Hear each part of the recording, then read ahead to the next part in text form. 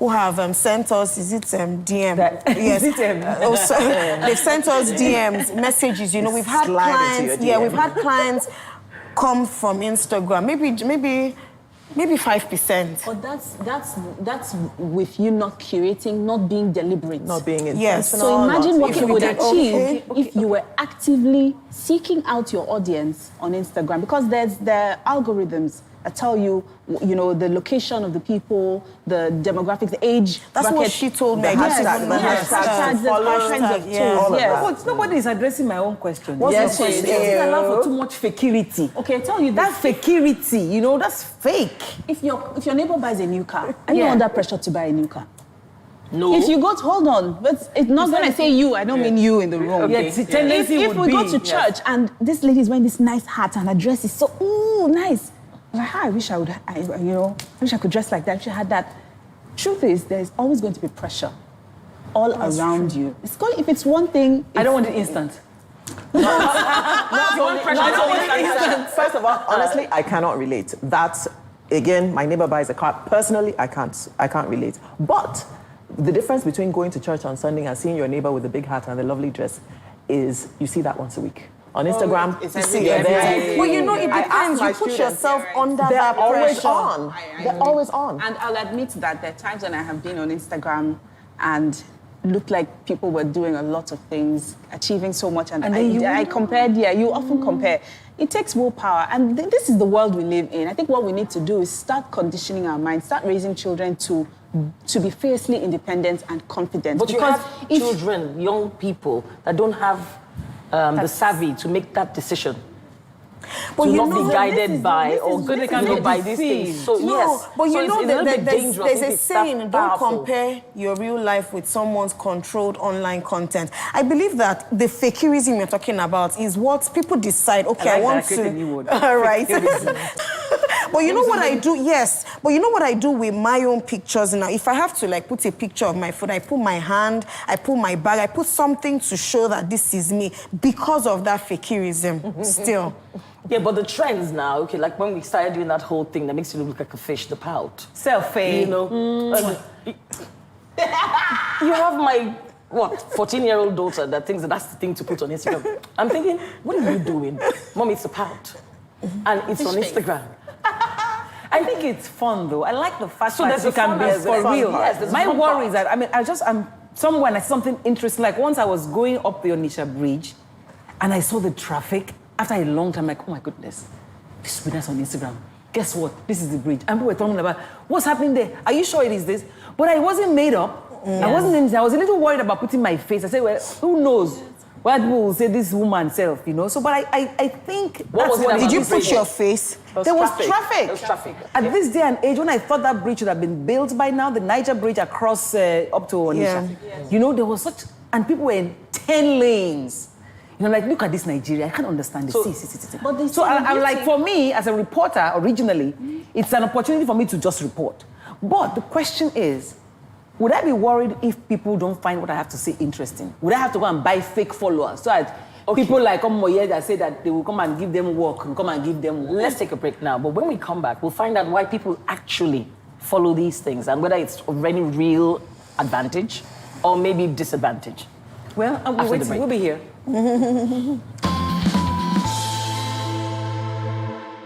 As you can see, I'm the most Insta-world illiterate here because I actually think it's a lot of bother.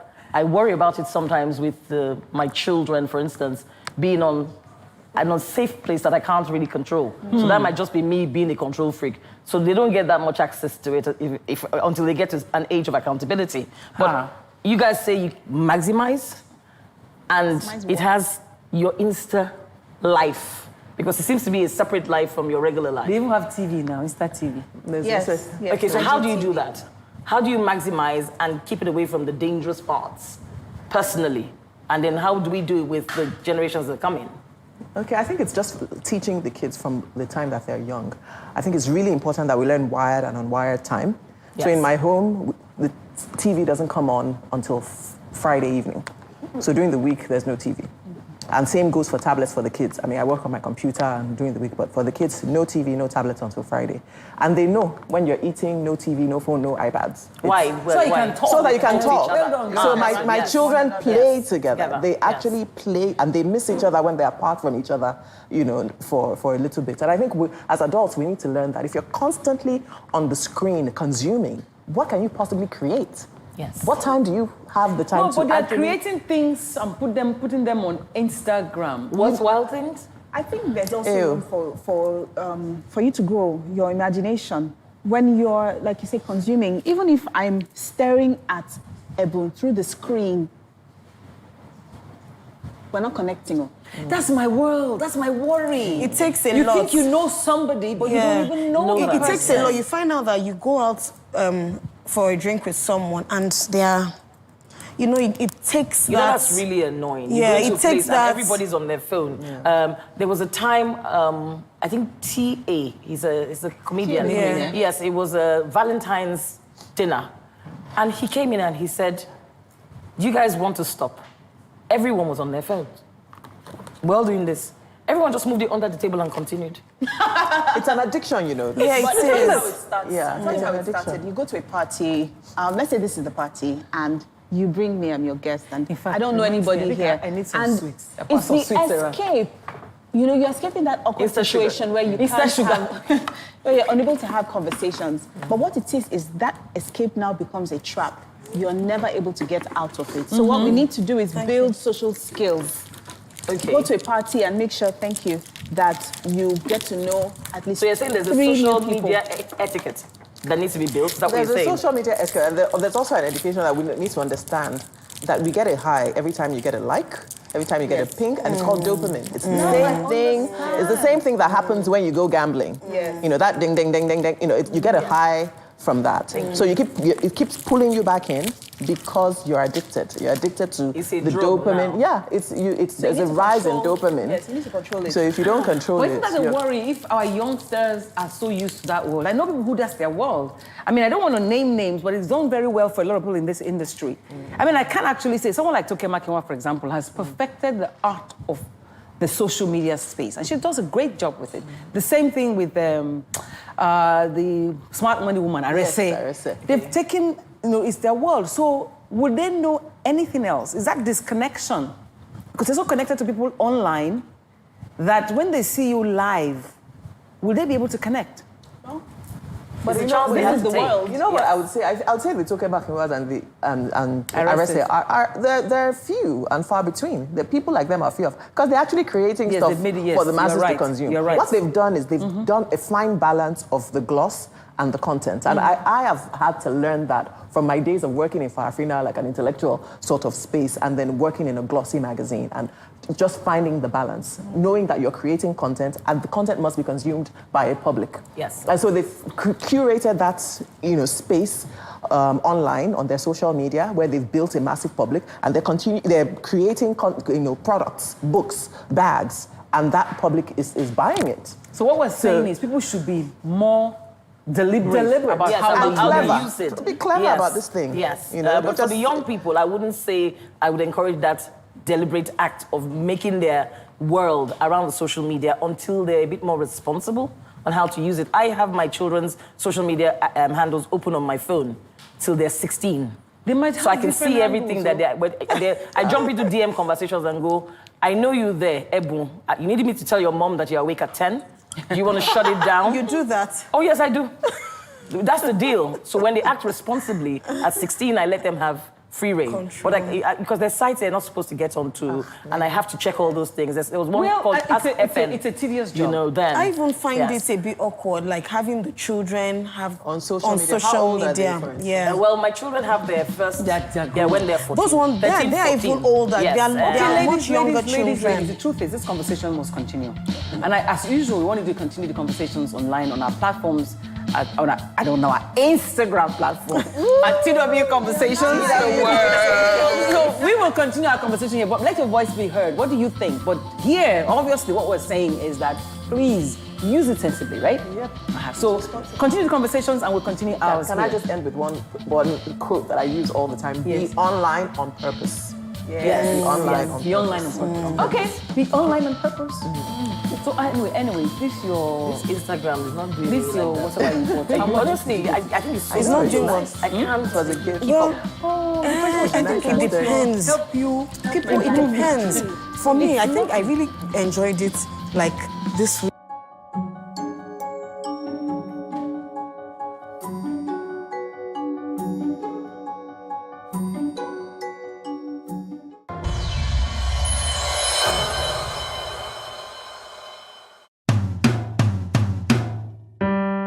Hello there, my name is Akim Adebayo, and here is my good old days story. Once upon a time, this barrack boy had the rare privilege of attending military schools both at the primary and secondary school levels, where paramilitary activities were combined with quality education at next to no cost.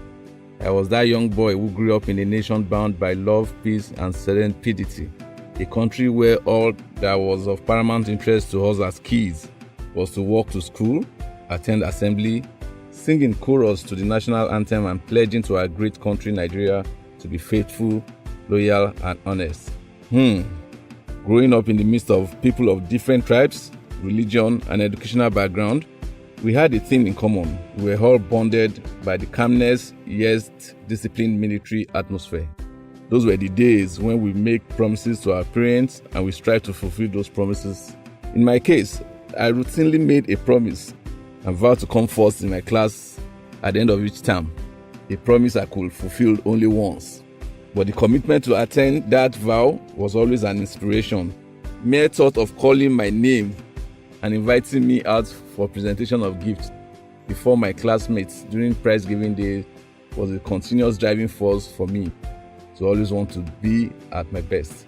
Those were the good, virtuous days when there were healthy rivalries, unjaundiced academic competition amongst students. How can I forget the numerous handwritten letters and postcards to friends and family?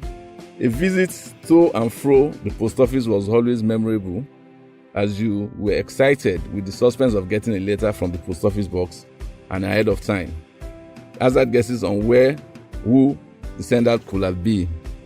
Oh, I remember with nostalgia our mail box, P.O. Box 219, Ipaja Post Office. That was the magic number. Can you recall yours? I wonder if that medium is still as potent as they were then, not with the advent of social media and smartphones. I equally recall those days when the sound of my dad's Peugeot 504 saloon car was a timely warning for comportment, a time to be well behaved and show your homeworks one after the other. It was a time to watch the famous NTA Channel 7 Tejo Show News and summarize the content of the day's newspaper to the man of the house, my father. God help you if the content of those newspapers were not fully digested and accurately summarized. Those were the days when we were taught to be abreast of events in our dear country. To what extent can we say today our children are very current on happenings in our country? I ask.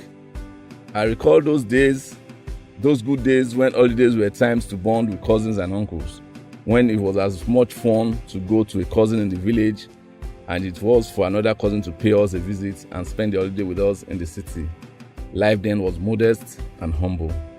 Such moments to behold were those when my grannies would call me only by my native pet name, and this was always followed by a rendition of the family's panegyrics, known as Oriki in Yoruba. It was always an emotional trigger. The call of Ajani was all I always desired to hear, and would be eager to run errands without getting tired. What a time. How I dream in wishes that few of these moments be brought back and a slice of it granted to the current generation to taste. How can we change the narratives by working towards providing a greater future for the upcoming generation? Instead of reveling on the glorious past, we can do it. Ajani desires a brighter future laced with the solid foundation of the glorious past. Today, I equally identify with Sir Shamore Badijo in his desire to bring back all that is good about our past, with a view to redirecting our paths towards a greater future, not only for us, but the upcoming generation. I remain sincerely yours, Ajani.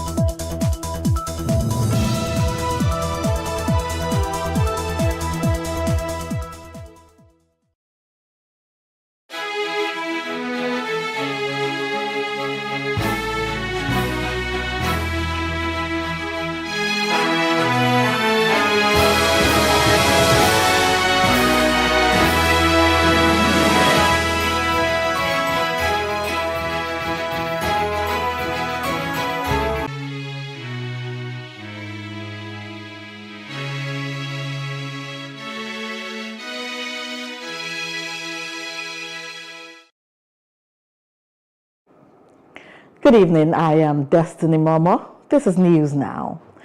The Abuja Court of Appeal dismissed an appeal by PDP candidate Titus Uba against Governor Hyacinth Alia's election.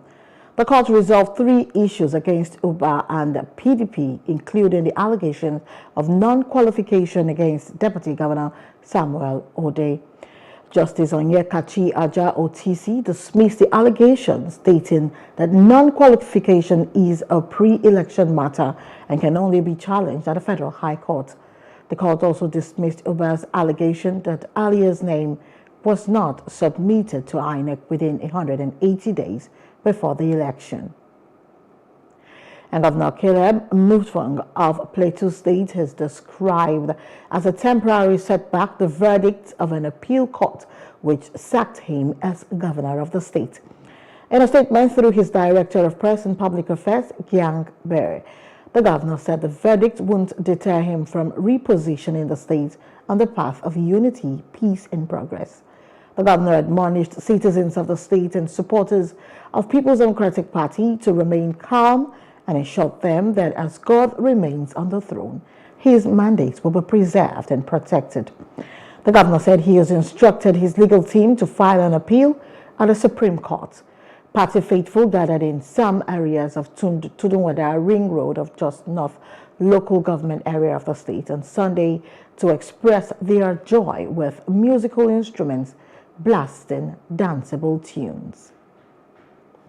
The Nigerian presidency has blamed the People's Democratic Party (PDP) for sacking Governor Caleb Mutfwang of Plateau State, citing an illegal caretaker committee used in primaries.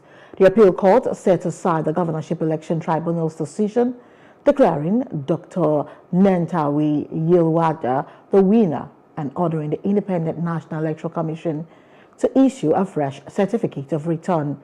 Onanuga criticized those complaining about the court's decision, stating they have forgotten history. A Nigeria Senior Advocate of Nigeria, SAN Femi Falana, has called for the appellate court to review the sackings of Governor Abba Yusuf and Governor Caleb Mutfwang, alleging that the Independent National Electoral Commission (INEC) failed to conduct proper elections. Falana argued that the court should not nullify votes due to electoral umpire negligence and that thousands of votes should not be invalidated due to INEC officials failing to stamp ballot sheets. The court sacked 3 governors in opposition parties, including Yusuf and Mutfwang, and ordered INEC to conduct fresh elections in Zamfara and Lagos. And Governor Rotimi Akeredolu's call for resignation has increased as he continues to govern Ondo State from Ibadan, Oyo State, after a medical trip in Germany. Akeredolu returned to Nigeria and is currently in Ibadan. His loyalists are attempting to remove his deputy governor, Lucky Aiyedatiwa, for actions taken during his absence. The governor's health has led to increased attention on his resignation. And meanwhile, Kano State Police have vowed to prevent protests following a court of appeal judgment that sacked Governor Abba Yusuf. The Independent National Electoral Commission declared Yusuf unqualified to contest the March poll. But the Court of Appeal affirmed this, declaring the All Progressive Congress Nasiru Gawuna winner. And police authorities have received the reports of groups planning protests, but have vowed to prevent any disruptions to law and order. And the Edo State Deputy Governor Philip Shaibu yesterday dared his boss, Governor Godwin Obaseki, by unfolding his ambition to succeed him next year on the platform of the People's Democratic Party (PDP). Explaining why he threw his hat into the ring, he said Edo needs a practical leader. The 2024 succession plan has been a bone of contention between Obaseki and Shaibu, who was endorsed by his word for governor last week. The governor had declined to endorse his deputy, who hails from Edo North, claiming that another politician cannot be fielded by the party in succession to himself, who succeeded former Governor Adams Oshiomhole from the North District over 7 years ago. Although Shaibu has apologized to his boss and reiterated his loyalty, his declaration of ambition may retard the reconciliation. And Timothy Silva of the All Progressive Congress and his running mate in the recent Bayelsa State governorship election, Joshua McIver, have criticized former President Goodluck Jonathan over his comments on the outcome of the election. Reacting to the fellow People's Democratic Party stalwart and incumbent Governor Doye Diri's victory, Jonathan declared he would have relocated his mother from his home state of Bayelsa to Abuja if the APC had won. Silva expressed his dismay in a post on X, adding that Jonathan's comment demarcates Bayelsa State. According to him, the former president's words have lost him the respect of all true followers of Silva. And the Independent National Electoral Commission has clarified reports making the rounds that if refused to issue the Labour Party governorship candidate, Ethan Achorno, certified through copies of the November 11 gubernatorial polls in Imo State. INEC made these known through its verified X handle on Monday. Reports say Achorno had accused INEC of denying his party access to certify 3 true copies of election documents, but INEC said it is assembling all the documents to access the payment costs. And protesters on Monday stormed the headquarters of the People's Democratic Party in Abuja, demanding the resignation of the party's National Working Committee. The group, under the aegis of PDP National Backup, arrived at Wadata Plaza. The National Secretariat of the party demanding the immediate resignation of the acting National Chairman Umar Damagum-led NWC, citing the loss of the 2023 elections. Dressed in black and white with the inscription, PDP National Working Committee, NWC, must resign. The protesters lamented the party had been reduced to nothing. Addressing newsmen at the party secretariat, the leader of the protests, Salau Lushola, accused PDP-NWC of anti-party, saying the NWC is to blame for the party's defeat in the 2023 presidential election. And members of the Judiciary Staff Union of Nigeria, JUSUN, have shut the entrance gate of the Osun State High Court, Osogbo, in a protest against poor management of activities and welfare of its members. Led by the chairman, Benga Eludere, the union on Monday prevented movement in and out of the court premises, armed with placards with inscriptions such as "Judiciary staff deserves better." We're tired of oppression and unlawful suspension of judiciary staff without recourse to the Judicial Service Commission, among others.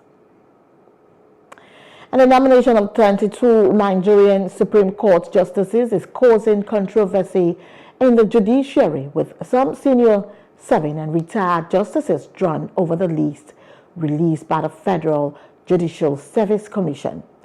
The appointment process has been politicized, with the North Central Zone, where a former Chief Justice's son is slated as a priority and a senior jurist as a reserve. And suspected political thugs have attacked the residence of Rivers factional speaker Edison Ehi in Port Harcourt, the state capital. Ehi, who was removed as assembly leader during the move to impeach Governor Siminalayi Fubara, later announced himself as the House Speaker. Details of the incident on Ehi's residence were still sketchy, but it was gathered that security details of Ehi foiled the attack. Assad simply identified as Ken described the attack as an assassination attempt. He alleged that the attempted assassination was led by the head of a security tactical unit in the state. He warned that some senior security officers in the state should be held responsible if anything happens to Ehi and his household.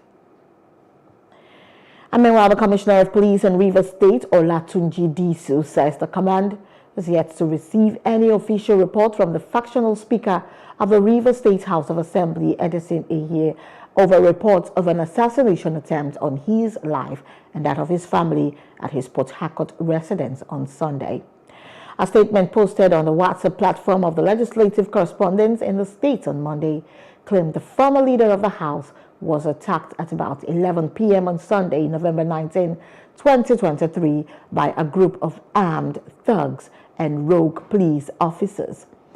The recent incidents have been linked to the former governor of the state, now Minister of the Federal Capital Territory, FCT, Nyesom Wike, who is said to have fallen out with his protege, Governor Fubara. And the Abia state government has denied reports that it spent 927 million naira on Governor Alex Oti's meals and welfare packages in the 3 months. The budget performance report indicated that the government spent over 223 million on refreshments and meals, while 305 million was spent on honorarium and sitting allowances for government officials. The special advisor to the governor on media and publicity, Ferdinand Ekeoma, denied the report. And meanwhile, 600 teachers in the Federal Ministry of Education and the Federal Ministry of Defense who benefited from the federal government's service elongation package for teachers are currently being owed 23 months' salaries. The service elongation for teachers was introduced by the administration of former President Muhammadu Buhari. The beneficiary teachers are in some of the nation's unity schools owned by the military and paramilitary. On January 20, 2021, the Federal Executive Council approved a bill that sought to increase the retirement age and the service years of teachers.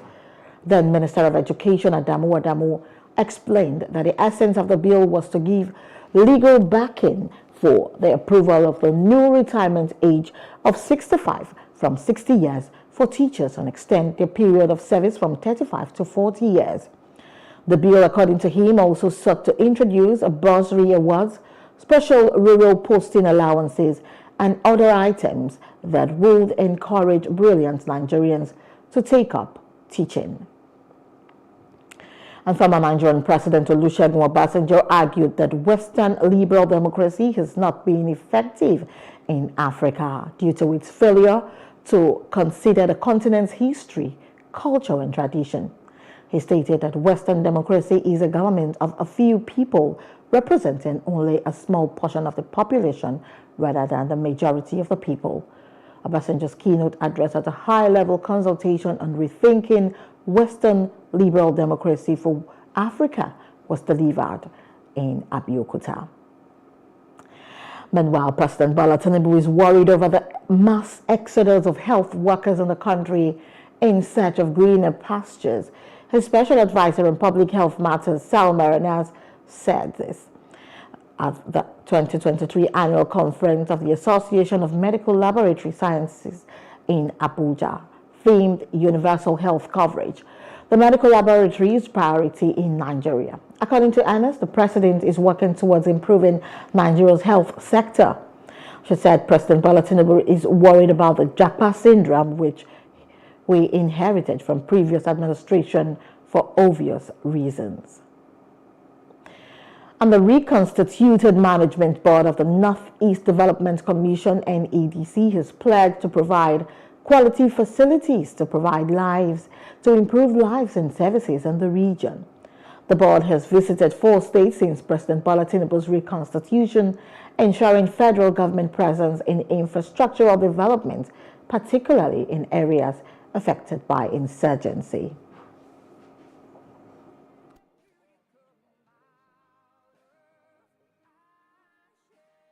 Bauchi, Yobe. We have gone to other places, starting from Gombe, Bauchi, Yobe, Borno, and here we are today. From here we shall continue with the same vigor to Taraba State and to wish them also the best. So, the Excellency has said earlier, not to bother you so much speech, because we have seen for ourselves what is on the ground, and we also know what your plans are. With the deputy governor of Adamawa by then, that time the building was either under foundation or some of them had just been below what work has started. So today we have a new board. We are going around. We are going to have 18 of these structures across the northeast. So we have 3 in Adamawa State, 1 here, 1 in Guyuke, another one in Lamurde. So we are here today at Song to see how far the development has gone. I think you can see that it is almost 80% completed by my own observation.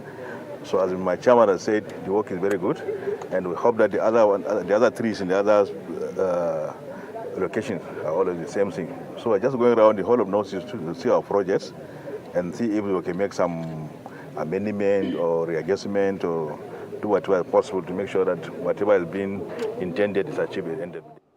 The management introduced new members of Governor Fintiri at the Yola Government House, urging proactive NEDC management to deliver its mandate. Fintiri expressed disappointment over a contractor's delay in delivering the Wuro Ngayadi Bridge project, causing hardships.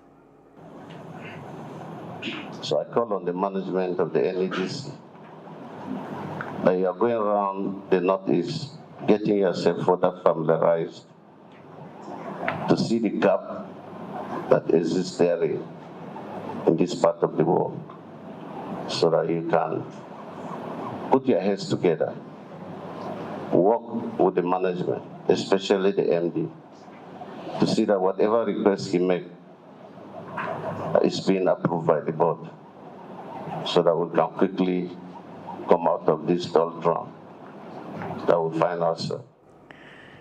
And inter-school debates among secondary school students in Ofa, Kwara State have been identified as an effective tool to boost confidence and prepare them for life challenges.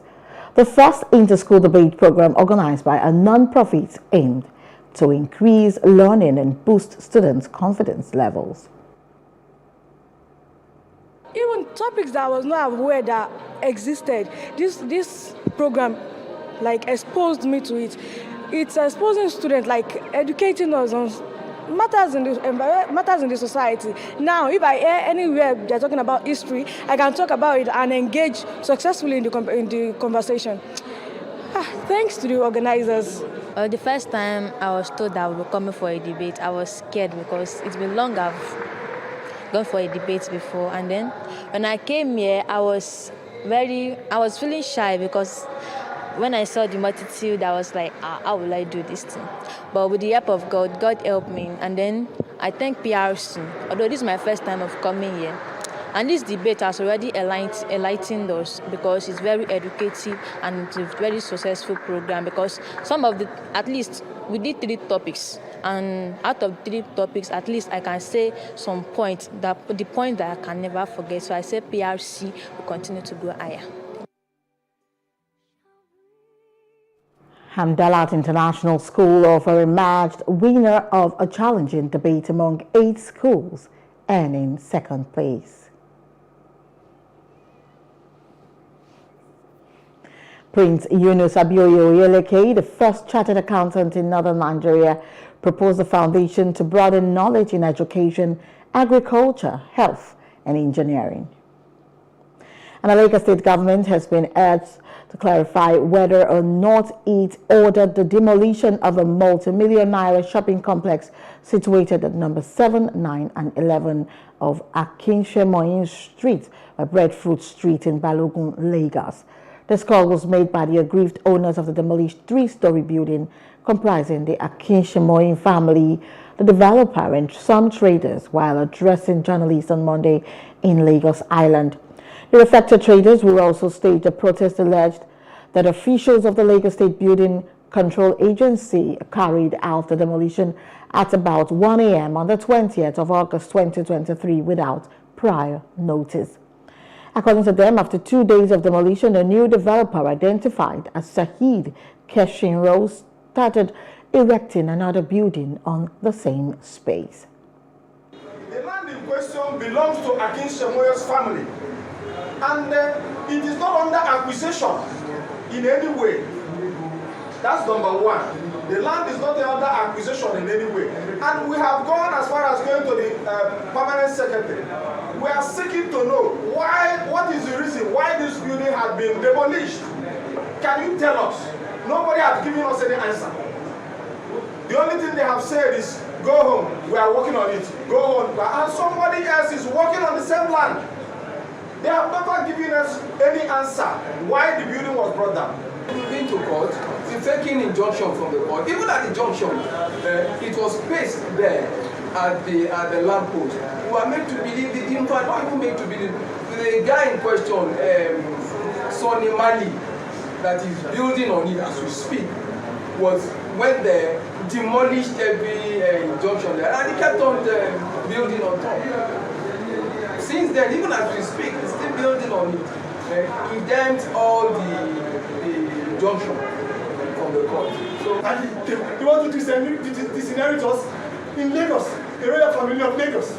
Is it terrible that the governor of Lagos State will come and acquire my father's land and give it to somebody from Kwara State? How does he want me to take that? I feel really oppressed. I feel really oppressed. I want the governor to come and clear his name that he is someone who would diligently follow the laws by doing the needful. That is not the way to acquire people's property. There is a procedure of acquiring property. If you want to acquire any property, the family will be notified and compensated, and that same property you are about to acquire will be gazetted for everybody to know. They claim that they paid the sum of 4.5 million naira for the regularization and certification of the building before it was brought down 5 days later. Members of the Akinshemoye family who were at the briefing attested to how the land was leased to the developer. When I personally got to the site, I inquired for the leader of the team that came to review the demolition. They said they were from Alaska. I saw the name, they said it was one Mr. Ali. I made further effort through the robot to meet him. When I met him, he said the order was from Lagos State government. He said, this is Lagos State. The governor wouldn't have gone through on due process of demolishing a building. But I saw the massive military, government, police machinery there. I didn't want to altercate the law. I just had to do that. The building was maliciously damaged with intent. They were saying that we hear that, we cannot confirm that it was Sanwo-Olu that gave them authority to go and pull the building down. And we asked, can we see the authority, the demolition notice? Up till now, nobody has brought the demolition notice. We know that maybe they are only dropping the name of the governor, Sanwo-Olu. Because all these things will be going to the offices to go and make our complaints. He may not have heard it. They may not tell him that we have been coming to that place. The building itself is valued over 500 million to put in place there. And the goods inside, according to the people who have brought the list of what they have lost inside that place, is over 270 million. Nigerian Air Force Air Commodore Edward Gabquet confirmed that Operation Well Punch, targeting terrorists in the northwest and north central zones, has successfully eliminated several in the Igabi local government area of Kaduna State. The operation was initiated based on intelligence indicating the presence of terrorist kingpin Boderi and his brother Nasiru at their hideout in Salni Doko village. The strikes were conducted on November 16, 2023, and were successfully neutralizing several terrorists and their motorcycles. Floods have displaced 650,000 Nigerian children, making the country the second most affected globally by climate change impacts on children.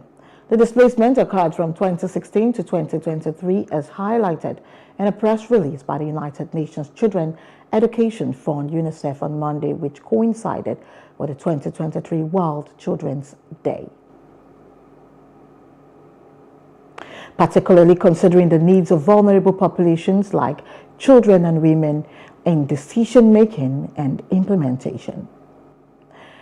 And also, excellence is not a standard but a journey. It is a continuous process of striving for improvement, pushing boundaries and setting new benchmarks.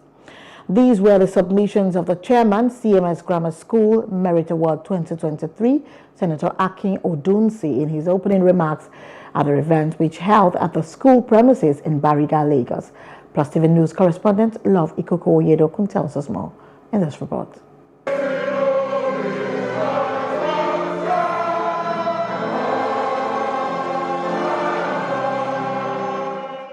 Grammarians from within and outside Nigeria are well represented here.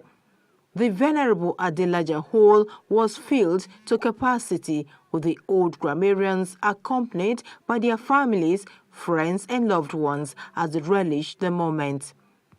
And quickly, they settled down to the day's business.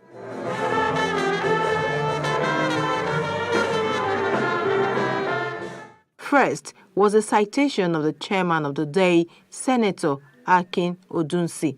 Senator Odunsi commended the commitment of members to excellence, which he said has remained the driving force behind the growth of the school. As we come together to recognize and celebrate excellence, we acknowledge the toil and remarkable achievements of individuals, sects, chapters, and branches who have demonstrated exceptional performance, ingenuity, and a tireless commitment to preserving the great legacy of our alma mater. This was followed by an opening remarks by the President, Old Grammarian Society, OGS, Cyril Ogbekene. The president said the concept of the Merit Award was ingrained in the reward system culture of the CMS Grammar School as an institution. In hindsight, most, if not all, grammarians present here would agree that the concept of the Merit Award we run today is ingrained in the reward system culture of the CMS Grammar School as an institution. And the truth can say the fact that the ever-invigorating lyrics of the world's best school song resonates in the enduring culture of our family. Now, the awards proper. The Outstanding Grammarian Award went to late Venerable Dr. Yinka Omololu. In the Individual Merit Awards category, Adesonya Laide, Madreke Chike, Iyonda Olujide were among those honored. On behalf of the operators of CMS Grammar School, Bariga, Lagos, we present this award to our distinguished grammarian, Professor Adeleke Ogume from 1978-87. Congratulations. Congratulations, Alaja Nino. This honor is well deserved and is long overdue. Congratulations on behalf of the whole Grammarian Society. Some of the awardees spoke with Plus TV News. With so much nostalgia, they relieved how CMS Grammar School helped in preparing them for the future. Awards like these are very significant because it encourages others to follow suit and to let you know that you are not a fool giving to others. So it kind of energizes you, you know, it gives you more energy to do even more, you know. So, and I pray by the grace of God, we have not started, we have only just begun. With an air of fulfillment, the president of Old Grammarians, Cyril Ogbekene, spoke on the significance of the awards. What we're celebrating today is excellence, you know, is consistency, is focus and determination to be the very best that you can be. And that is what we are celebrating. We celebrate it for those who have left school. We celebrate it to inspire those who are still in school. There are people from the UK, Europe. There are recipients from OGS America, and in point of fact, OGS America has got a class or this branch set award. So that's as global as it is. The first documented Old Grammarians Merit Award was held in 2001. Love Ikuku Oyedoku, Plus TV News. And we're going on a short break. We'll be back shortly. Stay with us.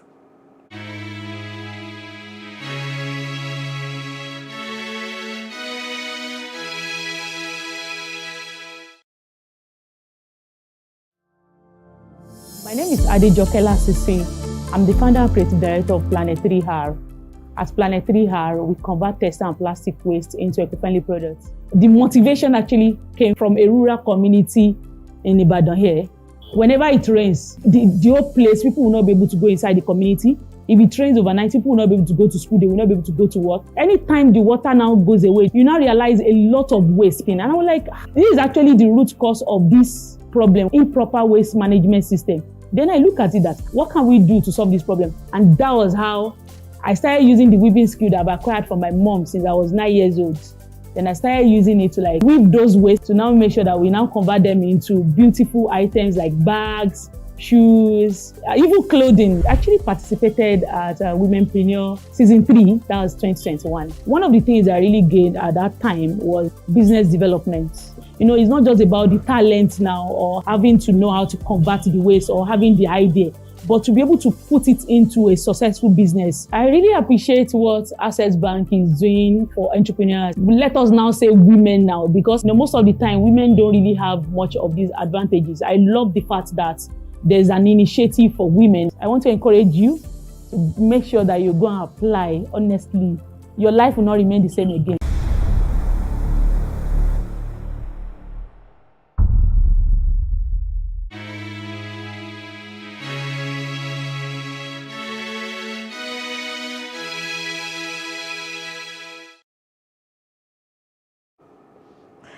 Welcome back to news now. Moving on to other parts of Africa. Political veteran Joseph Boakai was on Monday declared winner of Liberia presidential election, beating incumbent George Weah. The National Electoral Commission NEC said after completing the ballot count. Boakai won with 50.64% of the vote against 49.36% of the vote for former international football star Weah. Davidetta Brown-Lansana, president of the commission, told reporters.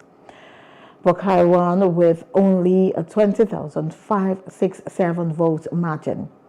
Weah, however, already conceded defeat on Friday evening based on the results of more than 99.98% of the polling stations. An opposition leader says Masra returned to Chad after protests against military rule were violently repressed last year. He reached an agreement with the military regime, which includes an amnesty for those responsible for killing demonstrators. The opposition, many of whom remain in exile, announces the deal, accusing Masra of cozying up to power ahead of elections promised for 2024. A constitutional referendum is scheduled for next month. Masra received applause during his speech. And the Democratic Republic of Congo is launching its electoral campaign with 44 million registered voters expected to elect a president on December 20. The campaign is amidst a tense political climate and fighting in the East, with a record 25,832 candidates for legislative, provincial, and municipal elections. The Electoral Commission faces the challenge of organizing the votes across the country's 2.3 million square kilometers. And South Africa held the first major voter registration drive on Saturday in a bid to tackle widespread apathy ahead of national elections next year. Polling stations across the country opened their doors to let would-be voters register or check their details as part of a two-day exercise to woo electors back to the ballot after years of dwindling participation. Voter numbers have shrunk every 5 years since South Africans jubilantly queued to cast their ballots in the first democratic elections in 1994. At the last elections in 2019, only 49% of those of voting age showed up on election day.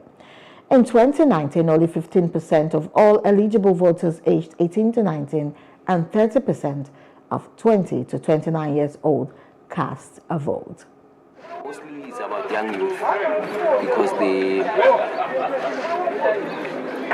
last generation did their role. So as a youth, we need to play a role for the change of the universe. A week-long summit at the United Nations Environment in Nairobi focused on drafting a treaty to combat global plastic pollution. Over 2,000 delegates attended with 175 countries committed to a binding agreement by 2024. However, delegates remain divided in the treaty's substance. NGOs advocate for plastic reduction, while oil-producing countries and plastic industry lobbies advocate for recycling and better waste management.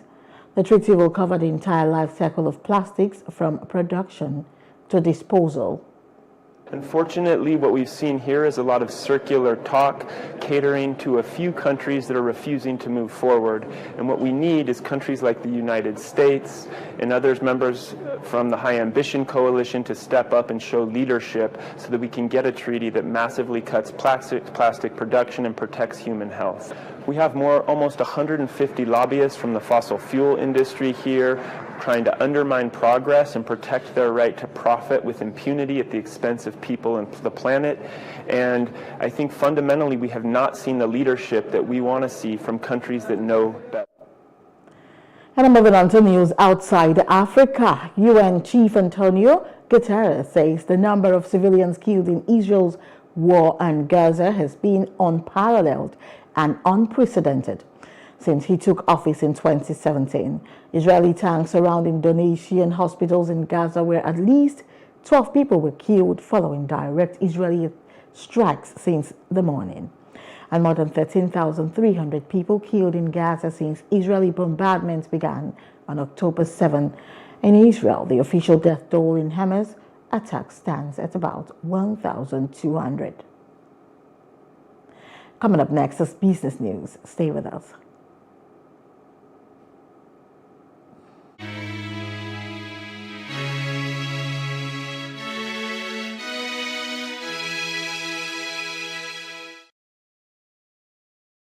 Picture this. You're sitting at a table, ready to indulge in a mouth-watering meal. Stop. For many of us, it is hard to resist the temptation, especially when it comes to enjoying a juicy beef dish. But have you ever stopped to think about the impact of your food choices on the greater good? Our food choices have a great impact on others. The beef industry is one of the leading contributors to deforestation. As trees are cleared to make way for cattle ranching, it not only disrupts the delicate balance of ecosystems, but also contributes to climate change. We can make a difference with our choices. It does not mean we all have to become vegans overnight. Imagine enjoying fish and poultry a few times a week, indulging in beef just once a month, and filling our plates with plenty of plant-based goodness. Every little bit counts. And even small reductions in our intake can make a huge impact on the climate. By making smarter food choices, we're not only taking care of ourselves, but also the planet we call home. Remember, the choices we make today lead to a better tomorrow.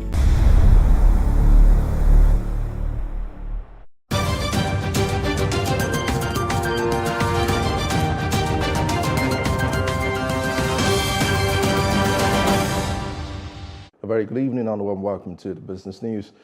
Governor of Central Bank of Nigeria, CBN, Dr. Olaye Mikadiso, will this weekend examine the macroeconomic direction and outlook for the Nigerian economy.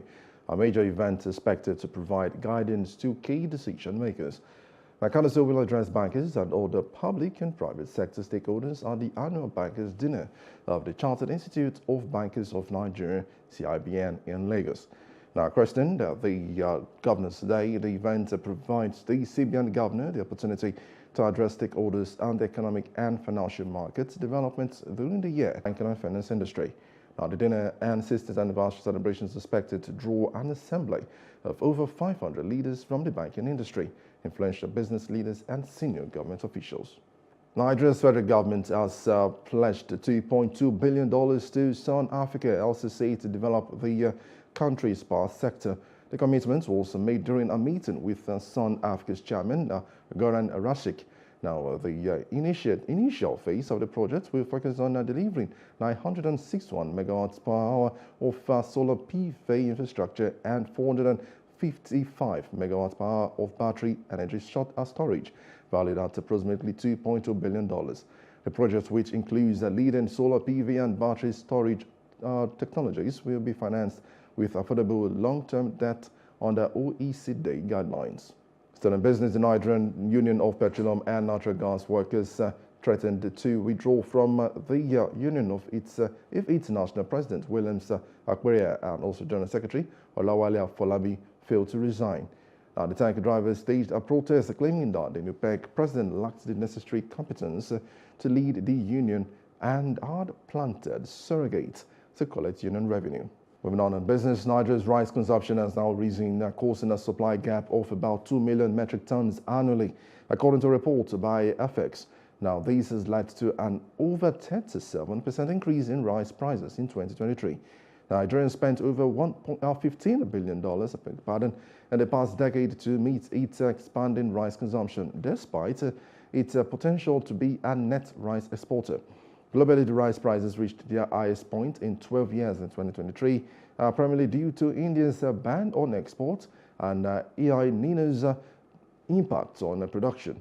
Nigeria expects an increase in rice production by around 4% and paddy rice prices by up to 32%. Despite the federal government's effort to increase the supply and boost local consumption, demand for liquefied petroleum gas has decreased. According to gas retailers, the decline is attributed to low income and poor purchasing power among consumers. The market surveys show that prices for a 12.5 kg cylinder ranges between 11,000 naira to 12,000 naira, depending on the area. Now, despite consistent local supplies and stabilized prices, consumers are no longer calling for cooking gas. And that's it on business. I am Emmanuel Ulubobokun. The news continues shortly. Grammy-winning Nigerian singer Burna Boy now has a Billboard Music Award to add to his growing collection. The singer, who won his first Grammy earlier this year, has been named the best Afrobeat act by Billboard in the US. The African giant, while receiving the award, dedicated it to Africa and every artist coming out of Africa. Fellow Nigerian artist Rema was also recognized at the event with a gong for his song Calm Down, which has smashed multiple streaming and chart records. Accepting the award for Best Afrobeat Song on Sunday, Rema thanked his fans and called the prize a celebration of unity and the global domination of Afrobeats. Billboard is the latest body to add an Afrobeat category, reflecting the genre's huge global popularity. In a momentous occasion at the iconic O2 Arena, Nigerian Afrobeat sensation Rema was honored by Spotify for his phenomenal achievement. This came as the singer's hit track Calm Down, featuring Selena Gomez, reached an astonishing 1 billion streams on the music streaming platform. The event took place at the O2 Arena, which has a staggering 20,000 person capacity, a fitting venue for celebrating the global success of Rema's music.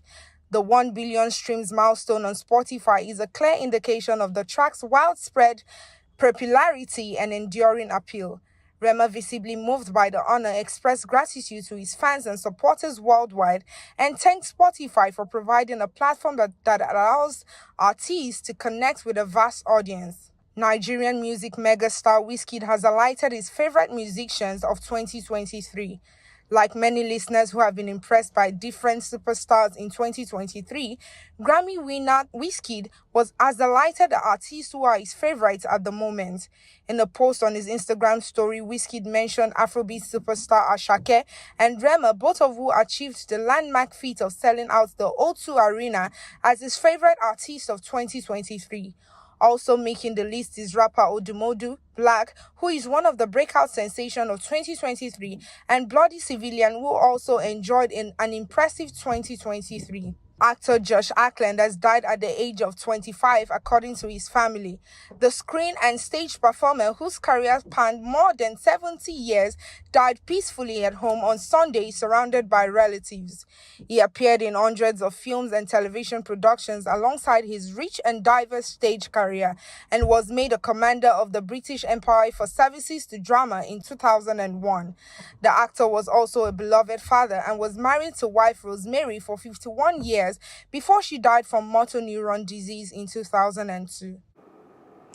In our entertainment news, Nollywood African Golden Award President Comrade Monday Adoki emphasized the importance of bringing Nigerian youth into the Nollywood industry to encourage them, combat insecurities, and ensure their usefulness in society and government. He stated that over 90% of Nigerians are employed in the film industry, and starting with these children will lead to bright futures in the country. Because I have produced over 617 movies, And presently, you can see I am here at St. Agnes Group of School, Bojibojowa, where I am doing children movie because I feel that there is need for us to catch them young. So by bringing them into the film industry before they get to the useful age so that they can be useful to themselves, the society, and the government, and the government at large. You know that film industry, as I always say, is the only place you can get employers of labor so quickly. Today, 90% of people are employed through the film industry. If we start with these children now, they are going to have a brighter future. Out to showcase or coming out to impact the skill into these young ones, in the sense that when they grow up, that skill is in them, they can make use of it. So that is the essence of saying catch them young. It's like taking a child to a football academy. Someone like Messi today that is playing what everybody is, happy with. He went to a football academy. So when you impart the knowledge and the skill to the child, when the person is still a tender at this age, by the time the person gets to becoming an adult, you will see that he or she will be acting or behaving like one with the knowledge. Actually, nothing is constant, especially change. We have evolved and we keep evolving. There are some aspects that are not so good, but overall, I'll give us a plus. We keep growing, we keep making more stars, we keep empowering people. Even the costumes has improved, directing has improved, content creation, everything. We have evolved, and I'm happy about it. Yes.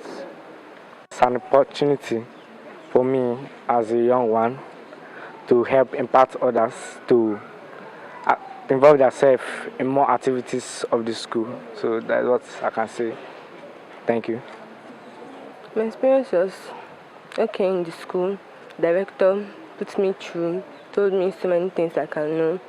And I'm glad I had this opportunity to meet most Nollywood actors. And now let's join our sport desk for more sport news.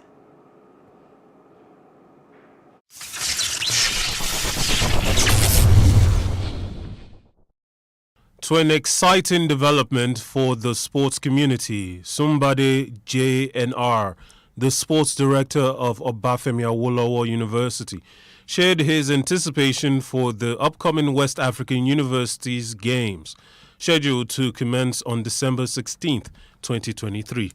Acknowledging the privilege of hosting this prestigious event, Sumbade JNR highlighted the transformative upgrades earmarked for OAU's sports facilities. The upcoming West African Universities Games mark a triumphant return of sporting glory to Ife soil, with OAU last hosting the event in 1975. Sumbade JNR highlighted the stark contrast between the historical event and the upcoming 15th edition, expressing optimism about the positive impact on OAU's sporting culture and reputation. In a historic feat for Nigerian universities, OAU is set to become the first to host the West African Universities Games more than once. Reflecting on past hosts, including the University of Ibadan 1965, University of Lagos 1971, University of Benin 1995, University of Ilorin 2012, and University of Port Harcourt 2018, OAU stands poised to deliver an extraordinary sporting spectacle, affirming its status as a beacon of sporting prowess in the West African region. A set of 6 jerseys that Lionel Messi wore during Argentina's victorious 2022 World Cup run will be auctioned in December, Sotheby's announced Monday, estimating their value at $10 million. The football star donned these shirts during the first half of the group stage rounds against Saudi Arabia and Mexico, as well as later games against Australia, the Netherlands and Croatia, and the final against France. Should the jerseys fetch above $10 million, that could make the sale the most valuable collection of sports memorabilia ever auctioned off, Sotheby's said. The most expensive individual jersey ever sold at auction was the one that basketball legend Michael Jordan wore during the NBA Finals run with the Chicago Bulls in 1998, which sold for $10.1 million last year. A portion of the proceeds will be donated to the UNICAS Project, an initiative with a Barcelona children's hospital that helps kids with rare diseases. The jerseys will be available for free public viewing when they are up for auction from November 30th to December 14th. That's the news now. For more stories, please follow us on Facebook, X, and Instagram. And do subscribe to our YouTube channel at PlusTvAfrica and PlusTvAfrica Lifestyle. You can also view us from Limex on limex.tv and Glow TV apps anywhere in the world. I am Destiny Momo. Many thanks for watching.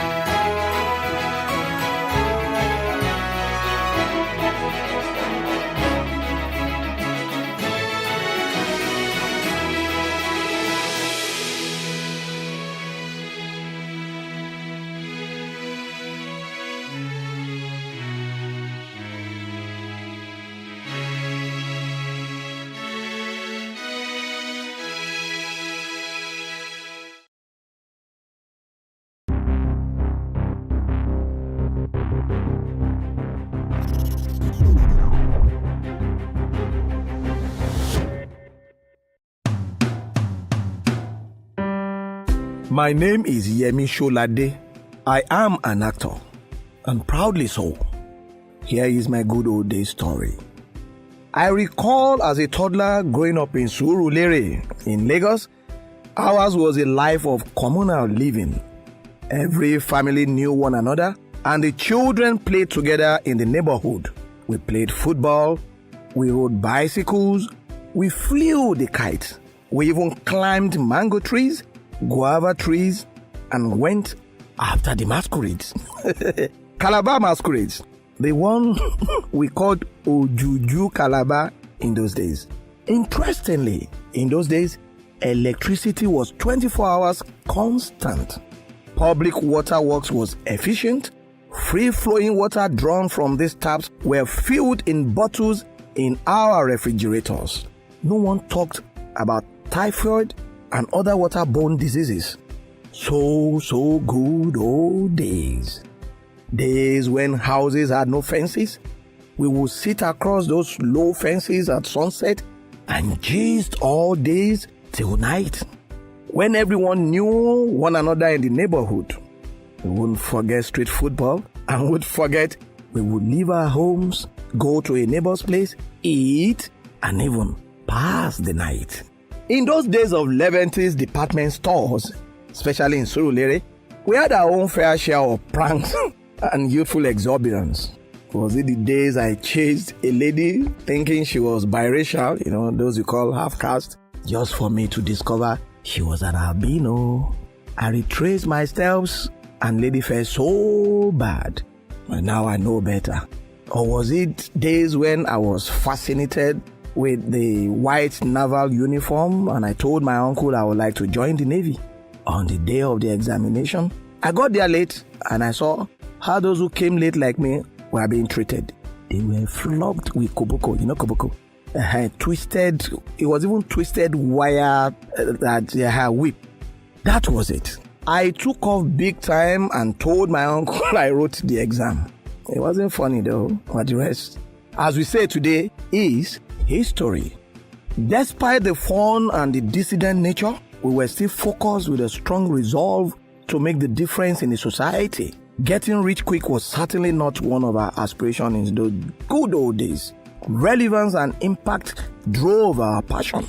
I recall my young days as an actor, training in the University of Ife, now Obafemi Awolowo University. I was given a role to play in a stage play titled An Inspector Calls, adaptation by Professor Ame Yerima. We had to run this play for 3 nights. Interestingly, on the final night, something spectacular happened in a scene where I had to stand very close to the audience at the edge of the stage. I discovered there was this delirious moment members of the audience were laughing their heads off, and I was wondering why, because that scene ignited nothing of such. Lo and behold, what did I find out when I left that spot to sit? I discovered that the zipper of my trousers was open, and obviously that gentleman was peeping out on the audience. It was one of the most embarrassing moments in my career as an actor. But do you know what? Such moments fired in us the determination to go on and not look back. Those were those days too where there were no room for half-baked actors. The real ones were always found on stage. What do we have today? It is almost becoming an all-commerce game. Fast forward, things are no longer the same. I really don't know how and where we got it all wrong. In our social life, political life, and even in our economic aspirations. We describe the olden days in glowing terms like paradise, and we fear for the future of our children. Today, we live in self-created prisons, building walls around us for fear of intruders. These days, you hardly know your neighbors. These days, the walls are even higher than that of maximum prisons. All the doors, the windows are protected by burglary proofs. We now generate our own electricity, generate our own water, and even repair roads in the neighborhood. I attended public schools, but what do we have now? Our children these days don't even know anything about public schools. The health system is collapsing. In our days, we were treated at public health centers. The facilities were there. But today, you are your own doctor, your caregiver, and even your pharmacist. However, all hope is not lost. We can change the narrative. We can reverse the trend if there is a will. I work in Nigeria. I earn a living from Nigeria. I am not giving up on Nigeria. I know that a reflection of the good old days without a projection for a better future can only spell doom for a nation. We can make it work. I trust in our collective ability to employ the experience of our past to make a glorious future. Let us attempt to make the difference now for the sake of our children's tomorrow. I therefore join Sir Shemo Rebadejo in this collective drive towards a greater tomorrow. Let's go there. Thank you.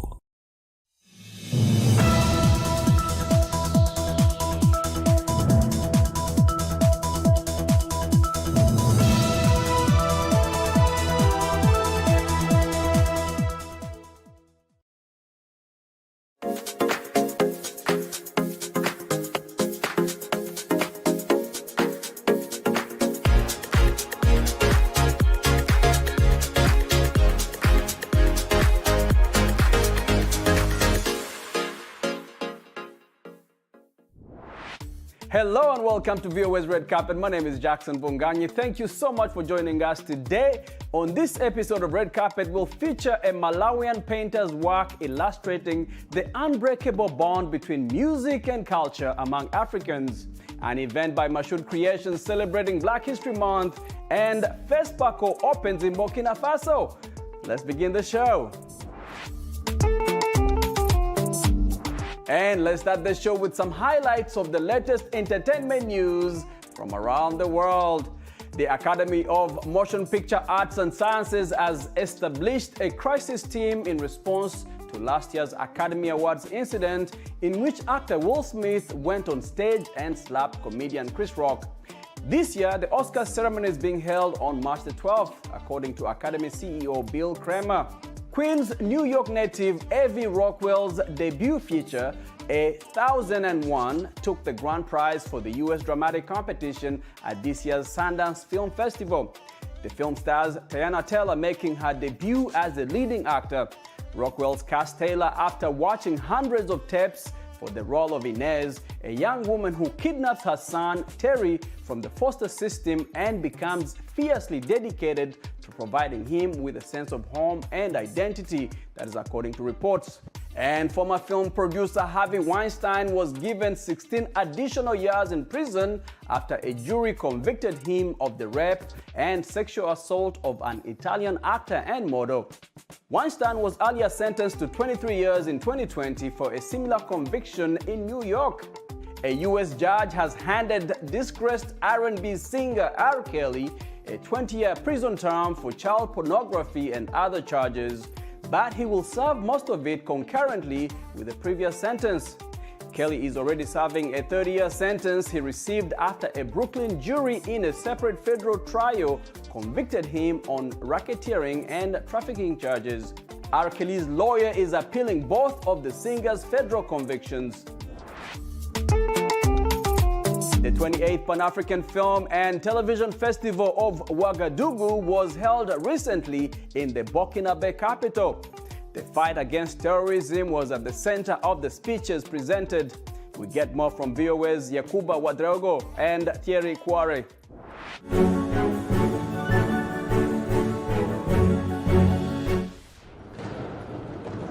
The 2023 opening choreography of Fespaco by Serge Aimé Coulibaly was inspired by Martin Luther King's famous phrase, "I have a dream."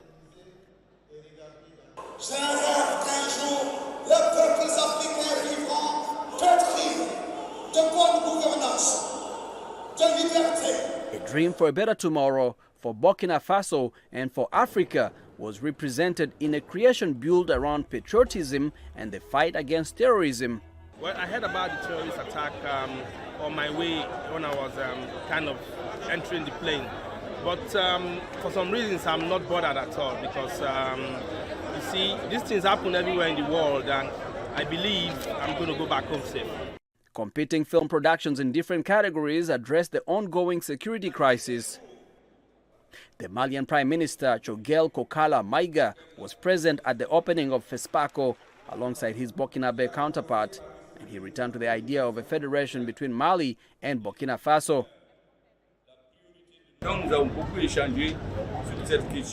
We have discussed a lot on this issue of the Mali-Burkina Federation with other countries, and what I heard today from men of culture is to say to politicians, carry on, follow your people, don't fail, don't hesitate, don't look back, your people are with you. The competition divided 170 films into 10 categories. 15 films from 13 countries are battling for the Yenega Gold Stallion, the most coveted trophy. The closing is scheduled for March the 4th.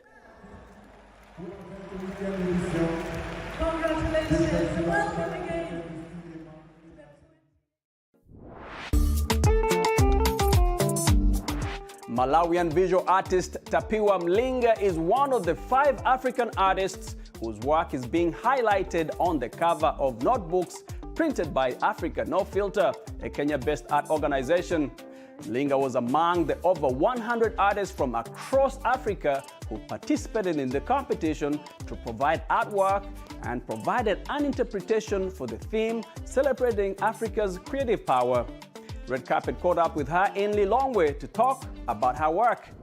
The painting that won Tapiwa Mlinga a top 5 spot is an illustration depicting the unbreakable bond between music and culture among Africans. The 26-year-old visual artist says that success came as a surprise but has inspired her to aim high. So I did about the music, because music actually has been part of African culture for like a while. You go to any ceremonies like funerals, weddings, there's always music to it. So I created that piece. The Africa No Filter is an arts organization with branches in Ghana, South Africa, Kenya, and Nigeria. And each year, the organization comes up with themed competitions on paintings aimed to empower visual artists in Africa with the aim of changing the narratives within and about the continent. I'm excited in a way that people actually now they're recognizing my work and my name is out there, and people, when they say it's T, people actually know me. That's exciting for business part. Also, it's scary in a way that now people expect more from me. I don't know how much they want from me and how much I can deliver to them. So now it's really, really scary. But I promise to do my best. Yeah, I hope it works out. Mlinga's success comes 2 years after she went into arts, a new career she started after working as a social worker.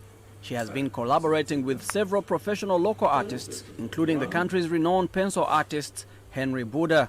Yeah, she's a very good artist, Like the way she come up with the concepts, like the concepts are very nice, and how she mixes the paint, it's very nice as well. She knows how to mix the paint, how to put it out there. Mlinga markets her work through several social media platforms, including Twitter, Facebook, and WhatsApp. But her success is not short of challenges, including the rise in prices of painting materials on the market. Give me a pencil. And another challenge that I have is most people actually here in Malawi, they take art as a white people hobby. So if you post about it, just like, yeah, okay, it's nice. But for them to appreciate it and actually buy or actually keep it, it's really a struggle. I think right now they are coming into place, but then still we have a larger number of people that they shy away from getting involved in art. But challenges aside, Mlinga is pushing hard to explore international markets. As an artist, I need to be in the platforms whereas I can go outside the country. Yeah, there's a Mexico art show, like it's a wide art show. There is a Texas art show. I need to be in those spaces. That'll be like, that's my goal.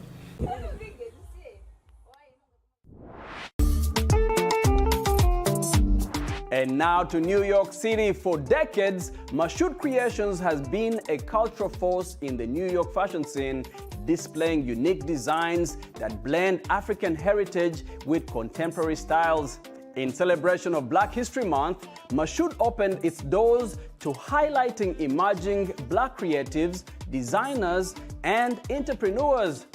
VOA's Kali Abdu has more. Fashion designer Moshood Afariogun, a Nigerian immigrant from Lagos, opened his first store in Fort Greene in 1994. Over the course of 27 years, the name Moshood has become synonymous with Brooklyn streetwear. At his latest store, an event curated by multidisciplinary artist Folu Ogunyeye, is a tribute to Black creativity. So right now we are at Moshood Official, which is a Nigerian designer he's sat over there. I don't know if you can see him from here, but he is a legendary designer whose designs have been worn by so many superstars. I can just list off some names: Stevie Wonder, Erykah Badu, Lawrence Fishburne. Like, we actually have them all along the walls of the store here. You can see the history of this place, and the whole point of this is because this is the final weekend of Black History Month. I wanted to organize a demonstration of what Black history really means. Vendors from all over are presenting their products, from clothing and jewelry to handmade ceramics and art. I have a clothesline called Triple G's, and that stands for God Gets the Glory. God Gets the Glory. It's more for men to feel the royalty, or women to feel when they put on the clothes, they feel like royalty, remind them back in our ancestor days of we was being kings and queens. Among the many talented artists featured at the event was Uzo Njoku, a Nigerian-American whose colorful work was on display. So she creates these beautiful prints like this that you can frame and put in your room. She also goes out of her way and puts all her beautiful paintings onto wearable tote bags, like little phone wallets like these. And I think just one of the more unique things that she does is really just, she'll take a piece of clothing or a handkerchief that you see in her art, and she actually makes it come true and an actual product that people can wear. Eliza, an attendant at the event, appreciated Uzo Njoku's work. So I started looking at her work online and just loved it. So I got the same bag, have gotten so many compliments on it, and knew that she'd also be doing a pop-up here, and wanted to come see the artists, local artists who were, and like designers who were showing. Attendees had the opportunity to experience products from an alkaline chef and also a health and wellness resources center. We are a resource center that allows people to now come in and not only learn the matters of health and wellness, but actually experience in the products and samples that's here for the community to heal. I'm an alkaline vegan chef, so I educate about smoothies, liquid foods. If you see here, we have sea moss, a lot of liquid foods, soursop, green life tonic. It's all about our liquid foods. Our liquid food is as important as our solid. So I educate about that as well. And also I sell sound vibration music. You know, when we talk about health, we talk about this, the mind, body, and spirit. From the sound to what we eat to what we do, our liberty. So this event alone is a wellness because we have everybody tapping into the abundance that surrounds us, and it's all about the abundance that's within us and all around us. Kali Abdu, VOA News, Brooklyn, New York. And now to sports news. On car-free days, Rwandan officials are converting roads in the capital Kigali into mini courts after introducing street tennis to the country. On a road that might usually be bustling with traffic, Eric Muhowenimana is playing tennis. More specifically, street tennis, a game introduced in Rwanda last year. On car-free days, local authorities in the capital Kigali turn thoroughfares into mini courts. At the beginning, it was very complicated to us because we didn't know much about rules of playing, but we caught up now, and now we're familiar with it. The introduction of the sport was inspired by a partnership with the government of Barbados, following a visit to the East African country in November. Rwandan sports officials say the game is very affordable and can be played by anyone, provided they have the space. Smaller courts mean players need quick reflexes. Muhowenimana says it can get tiring, but that it's easy to ask a teammate to take over. Plus, he says, it's great fun. Thank you so much for watching VOA's Red Carpet. My name is Jackson Vonganye. For more entertainment news, be sure to check us out at voaafrica.com. We are also on Facebook, on Instagram, and on YouTube. Also, don't forget to like, to share, and to subscribe. Until next time, goodbye, everyone.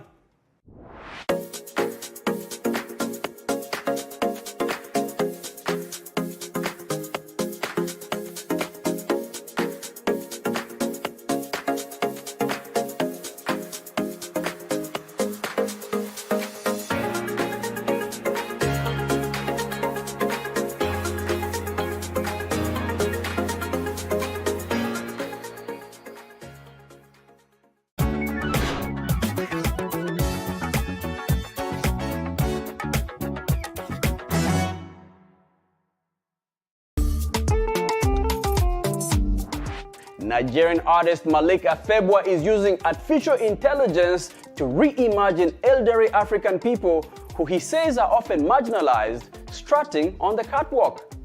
Here is more. White-haired men and women strut down the catwalk in the latest fashions. But this is not real life. These hyper-realistic images have been created using artificial intelligence by a Nigerian artist.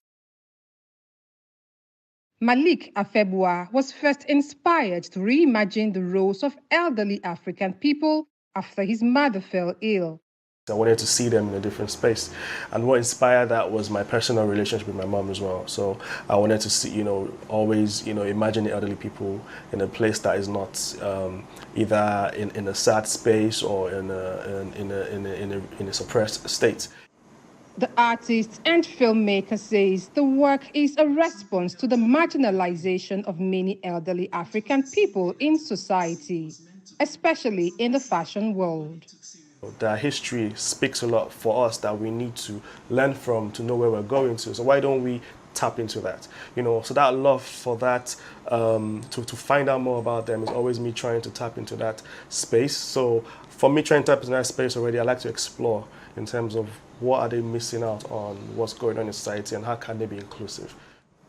Afebua's images, which form his eldest series, have been widely shared on social media.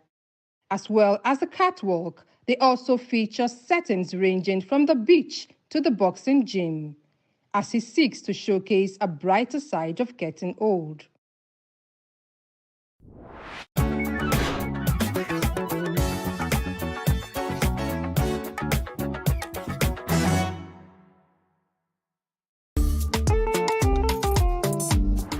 Black entrepreneurs face significant challenges when starting and growing businesses. Many have a hard time accessing the resources they need due to what they say is discrimination and sometimes bias. However, some successful business Black entrepreneurs have found ways to overcome these obstacles. The Black Startup Series is a new documentary series about successful Black-owned business founders in America. It is produced by Ethiopian-American filmmaker Net Araya, who is currently screening the series to audiences in colleges around the country. He joined me to talk about the series and the importance of financial literacy in Black communities. Let's take a look. Well, Jackson, I'm ready to showcase a new film and financial literacy tour called the Black Startup Series. And it's a 3-part documentary series that spotlights startup stories of successful Black-owned business founders. And the goal with this project is to be able to really shed some clarity around entrepreneurship and financial education within our global Black community. Especially among the Black community. Absolutely. How did your work as an entrepreneur inform this project you're working on right now? Yeah, so as a filmmaker and entrepreneur, I've been blessed to have the opportunity to travel the world. So I've been to places like Ethiopia, Senegal, all over the Middle East, and I've seen that there is a surplus of talent within our global Black community, but also a scarce of access to opportunity. So as we all know, access is the cornerstone of power, and I've noticed that talent is universal, but the access to opportunity is not. So now with this documentary, we're providing access to diverse number of stories of representation that we all can see ourselves in. I mean, I've had you on the show a couple of times, starting way back in 2019. Right. And then 2020, we caught up again, but this time we were in lockdown at the beginning of the pandemic. Right. You had a new venture going on. How was it starting a business during the pandemic? It was interesting because essentially I was supposed to be a passive investor for a brick and mortar coffee business, but we changed our brick and mortar to a click and order business model where we turned Ground Zero into a supplying company. Your company was called Ground Zero. Ground Zero Yes. Coffee, East African coffee company focused on community impact through social impact. And that's what we did. We just started delivering coffee, quality coffee at people's convenience to their doorsteps. And it transitioned into being a big supply company where we supply Walmart now. We're in the Walmart marketplace to different hotels, coffee shops. And now it's able to fund and fuel a lot of my community-based initiatives. In 2019, when we first connected, you had a documentary you were working on. Why don't you remind our listeners what that was about? Yeah, we go way back, Jackson. When I first started in 2019 with that new documentary, it was focused on mental health within our global Black community and ways that we can be able to destigmatize mental health and be a little more comfortable talking about the silent issues that often go on inside all of us. So I went through a lot of opportunities where I was touring, sharing the film, increasing conversation awareness around mental health, and it led me now to a new project where we're now focused on entrepreneurship within our global Black community. Right, and we'll get to that. But then you started your coffee business. We went through the pandemic. It's almost 2.5 years now. How are things looking for you? It's amazing. The coffee business now funds and fuels the community-based initiatives, and one of them is happening right now. Right. How did your work as an entrepreneur inform this project you're working on right now? Yeah, so as a filmmaker and entrepreneur, I've been blessed to have the opportunity to travel the world. So I've been to places like Ethiopia, Senegal, all over the Middle East, and I've seen that there is a surplus of talent within our global Black community, but also a scarce of access to opportunity. So as we all know, access is the cornerstone of power, and I've noticed that talent is universal, but the access to opportunity is not. So now with this documentary, we're providing access to diverse number of stories of representation that we all can see ourselves in. So the documentary series, 3 parts, right? It tells the stories of Black entrepreneurs, is that correct? Yes. What are some of the things that you want people to learn from? What is the message, the overarching message in this series? Yeah, I want to help aspiring entrepreneurs become successful business owners. That's one aspect. And then I also want to be able to shed light and awareness about some amazing Black-owned businesses and connect them with investors. Something interesting that I came across during my studies is that $83 trillion is invested in venture capital and private equity, but only less than 1.3% is invested in women and people of color. Total.